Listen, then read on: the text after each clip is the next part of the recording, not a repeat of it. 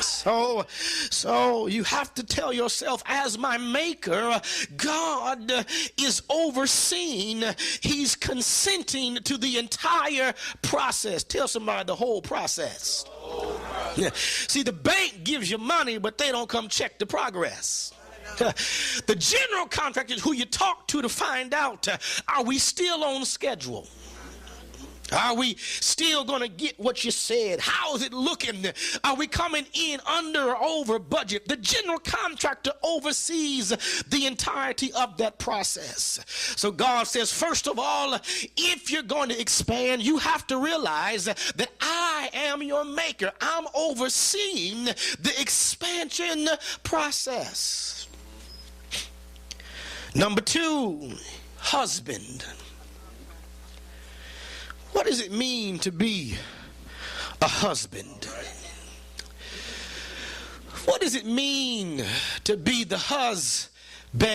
To be the husband. The husband's job is to pull the family together. Lord have mercy. I know a lot of us husbands don't do that all the time, but the husband's job is to band the family together. Now the wife's gonna make it stick, but he's gonna hold it together. He's to be the band that wraps around the wife, the children, the cat, and the dog.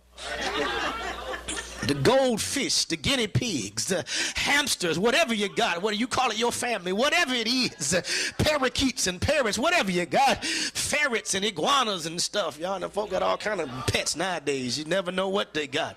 Lord, they may have mules in the backyard, chickens and stuff. This is North Carolina. Folk may have pet chickens and stuff. Don't get that one. Don't get that one. Don't get that one. That's my pet. That's the one I raised. No, look like a good cooking chicken to me. But so the husband's job is to band around the family, to hold them together. A husband, and I don't mean to come against any of y'all 21st century ladies that are sophisticated and independent, but the husband gives his wife his last name to show the responsibility of her care. I can't get no help in here. I know we got independent sisters, and I'm an independent woman, but when it's your name, then your daddy's still responsible for y'all ain't gonna say nothing. But when you get married, you've got another man who now is responsible for taking care of you. And if that Negro can't give you his name and take care of you, he shouldn't be trying to band your house.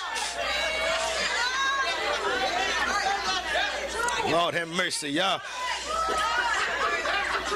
So he gives you his name, and I've told you before, that's why in the traditional marriage format ceremony, the father walks the bride down the aisle to symbolize, I have protected and provided for her until now. But then the husband steps out of his position, turns and takes the woman from the father and say, I got this now. Y'all not with me here. I got this now. And when he says, I have this, he takes her from the father and walks up to the preacher, and the father stands until he's asked, who gives this woman? He didn't say who loaned her, who gave her. So what does that mean? That means that if it is your husband who stepped up to band you and to give you his name, then he's responsible for providing your necessities. I didn't say your wants, I said your necessities. I didn't get no women to jump right there. They was jumping before. I got you, Doc. I got you, bro. I got you. Yeah, your necessities are to be provided for. Lord have mercy. By that husband. So the husband is meant to provide and also to protect. I know we in this new age and we'd forget some of that old school training, but old school training, the husband, the man, walked on the outside of his woman, even going down the street, because if the car jumped the curb, serve. He said, hit me before you take the woman that I love. See, that's a real husband that says, I'm here to protect. See, a real husband would get up and grab whatever he can to protect his house. Y'all not going to say nothing. Some of y'all don't need no guns, even with a license. You don't need none. Some of y'all crazy. You don't need no weapons. Stick to bats and sticks and stuff. Lord have mercy. Some of y'all don't need no firearms. Did I say you don't need any firearms in y'all's house? Because some of us is crazy.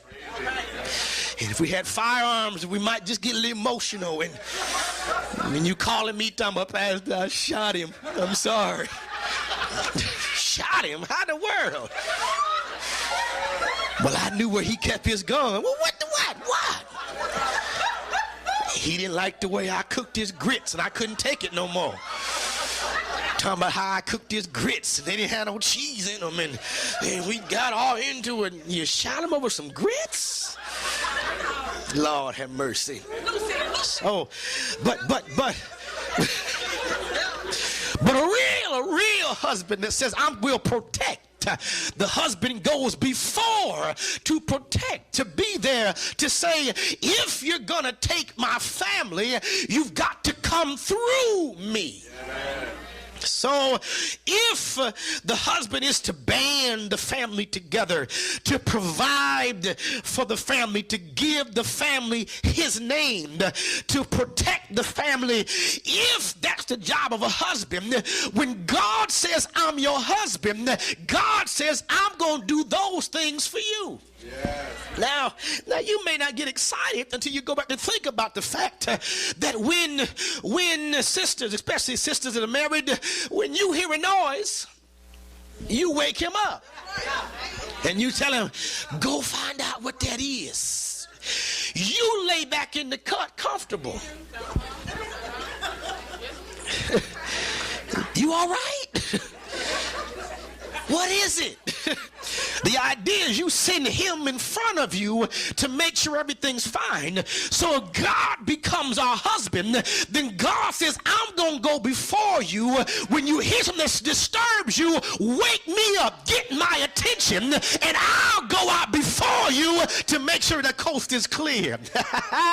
And see, that's why some of us keep getting twisted up and we get caught up and we get confused because we don't let God be the husband of the church.